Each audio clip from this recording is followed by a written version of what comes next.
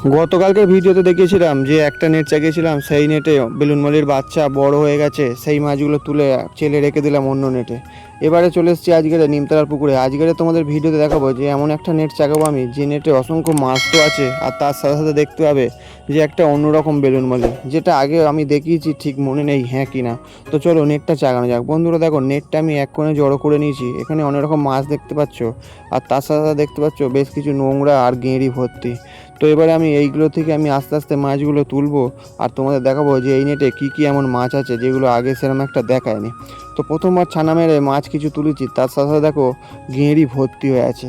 আর এর মধ্যে যে মাছগুলো দেখতে পাচ্ছ, এতে মূলত মাছ আছে কিছু সুবাঙ্কি মাছের বাচ্চা, যে মাছগুলো আমি নিজের হাতে ব্রিডিং করে বড় করেছি।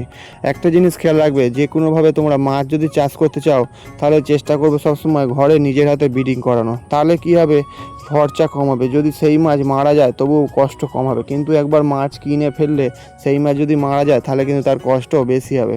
তো দেখতেই পাচ্ছ এখানে অনেক সুবাঙ্কি মাছের বাচ্চা নেটের মধ্যে উঠেছে, আর উঠেছে বেশ কিছু বেলুন মলি। আর এই বেলুন মলির মধ্যে একটা অন্যরকম বেলুন মলি তোমাদের দেখাবো, যেটা হলো এই যে কালো স্পটেড বেলুন মলি। এই মাছগুলো তো আমি তুলে গামলির মধ্যে রাখছি, যেগুলো আমি তোমাদের লাস্টে দেখাবো। আর দেখো, যে লিলি মাছের ব্রিডিং করেছিলাম, সেই লিলি মাছের বাচ্চা আবার কতটা বড় হয়ে গেছে, গায়ের কালার কিন্তু দারুণ এসে গেছে। তো মোটামুটি মাছগুলো সব বাঁচা হয়ে গেছে গামলির মধ্যে। অবশিষ্ট যে মাছগুলো, যেমন সুবাঙ্কি মাছ আর ছোটো ছোটো বেলুন মলিগুলো, সেগুলো আবার নেটের মধ্যে ছেড়ে দেবো। তোমাদের কিন্তু আমি একটা কথাই বলতে চাই বন্ধুরা, যদি তোমরা কেউ মাছ চাষ করতে যাও, সবসময় চেষ্টা করবে ঘরে নিজের হাতে বাচ্চা ফোটানোর। তাহলে কী হবে, সেটাতে তোমরা যদি ভুল করো বা বাচ্চা মারা যায়, তাহলে কষ্ট কম হবে। কিন্তু একবার যদি পয়সা দিয়ে মাছ কিনে সেই মাছ যদি মারা যায়, তাহলে তার কষ্ট কিন্তু অনেক হবে। তো তারপরে আমি আবার নেট দিয়ে ছানা মেরে আবার বেশ কিছু মাছ তুলে নিয়েছি। এবারে কিন্তু সুবাঙ্কি মাছ প্রচুর উঠেছে। এই নেটে অনেক সুবাঙ্কি মাছ আছে ওপর নিচে করে, যেমন নেটের তলায় এখনও মাছগুলো আছে, সেগুলো সব এক করে বাছা হবে। আর এই নেটটাতে কিন্তু অসংখ্য গেঁড়ি হয়েছে, যে গেঁড়িগুলোকে আগে সাবধানের সাথে ফেলে দিতে হবে। এবারে গেঁড়িগুলো ফেলে দেওয়ার পরে আবার যে স্পটেড বেলুন মলি আর প্লেন বেলুন মলি, সেগুলো সব বেছে বেছে আমি গামলির মধ্যে রেখে দিচ্ছি। বন্ধুরা তোমাদেরকে একটা কথাই বলতে চাই, তোমরা যদি ছোটো ছোটো রিলসের মাধ্যমে অসংখ্য রঙিন মাছের ভিডিও দেখতে চাও, তাহলে তোমার ফেসবুক পেজ স্টোরি অফ রিন্টুস লিখে সার্চ করে সেখানে ফলো করে দেখতে পারো।